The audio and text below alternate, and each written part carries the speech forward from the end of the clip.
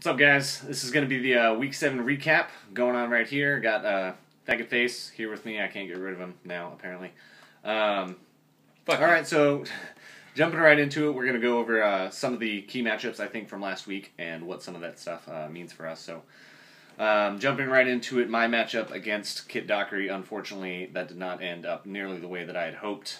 I put too much stock in fucking Philadelphia players, and gratefully, I suppose, they sucked against Dallas. Dallas is, at least in the NFL, they're doing well. And at least the Cowboys are doing well. What was my projection last week? I don't really care. I was going to win. Yeah, by 12 points, and you won by a little over 12 points. Great. Anyway, so that fucking sucked, and that was thanks a lot to Philadelphia. So thanks, Philly. They suck as a team. Another key matchup, I thought James against Eric was going to be a really good one. That was a 6-0 team versus a 5-1 team. So that actually turned out to be our closest game, I think, this week.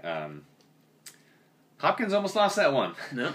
With Hakeem Nicks watching that Monday night game, Hakeem Nicks only needed one catch and about 10 yards, and it didn't come until almost late in the third quarter. Late in the third quarter. It actually kind of looked the way that game was going with the Giants playing the way they were, that Hakeem Nicks actually might not get a catch. And Eric, I would have mercilessly harassed you about that. But you lucked out. He got a catch or 2 or 3 or something. Anyways, fuck you.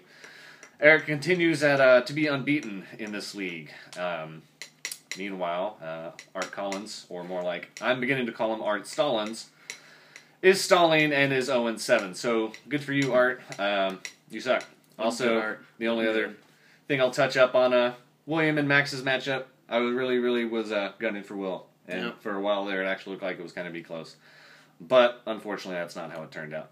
You suck, Max. So, the standings now, of course, in the league are starting to spread out a little bit more than they were before. Of course, the one unbeaten team, the one winless team. Right now, 3-4 records are tied for the 6th seed. So it's, we still have 6 weeks left, guys. So it's still anybody's game, of course. Eric could lose the next 6, and he would probably still make it in. So congratulations, Eric. You're probably already going. But to the rest of us, there's still a lot of games left to play. There's still a lot of football and fantasy fun to be had, and a lot of smack talk to be talked. So, that being said, that's kind of where we're at right now. The trade deadline, I think, is coming up in a couple weeks here, November 14th or something. So, touching on that, and then we're going to go to Dockery's segment, his Week 8 picks. We'll talk about that real quick.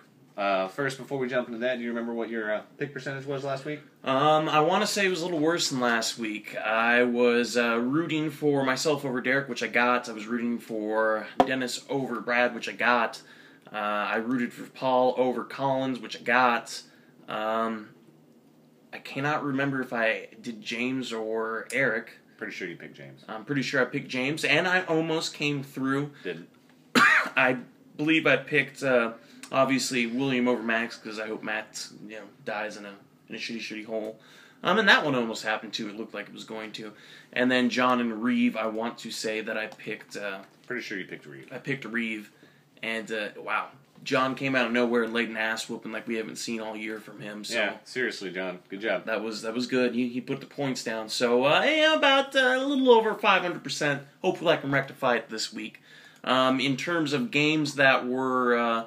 or in terms of games that we're going to be watching this week for various reasons, before we do our picks, we're going to be having, fighting up for some of the upper seeds, James and Max, they're 5-2 and 4-3. As, like you mentioned, as we have a bunch of teams at 3-4, wins are starting to become a little bit more important. It's no longer about...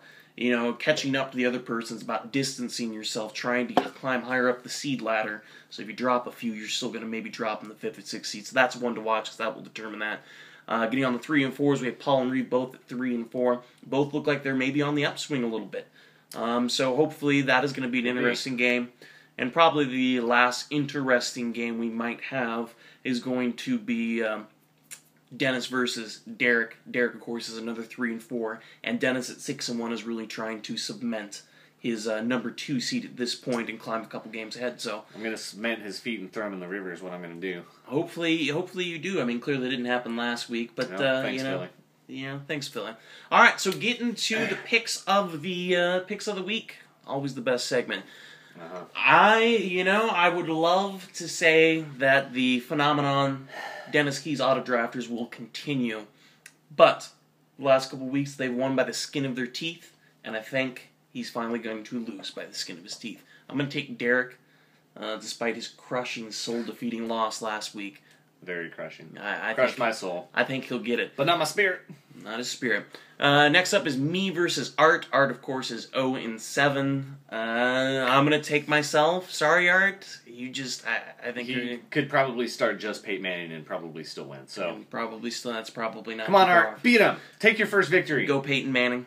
Next up, we have Brad versus Eric Hopkins. It's 2-5 Brad, 7-0 Hopkins. Easy choice, going to take Hopkins. Next, we have the battle of 3 and 4s, Paul and Reeve. Reeve obviously put down a decent showing last week. Paul has the insanely talented team that just underperforms. To be honest, I'm going to go ahead and I'm going to take Paul. I'm going to take Paul in this one. I think this is an upswing week for him. Then we have 5 and 2 James versus 4 and 3 Max. I'm going to take James. I like James too in this one. I'm going to take James. And of course, last up we have John, the football Giants versus William.